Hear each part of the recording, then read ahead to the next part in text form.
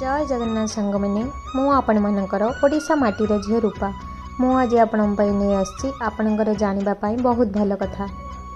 धन कहे मते अर्जन कर बाकी सब भूली जाओ, समय कहे मो पछरे गोड़ाओ बाकी सब भूली जाओ, भविष्यत कहे मो पाई संघर्ष कर बाकी सब भूली जाओ, किंतु प्रभु कहती मोते खाली टिकिए मने पकाउ थाओ, सबू तुम पाखक चली आसो।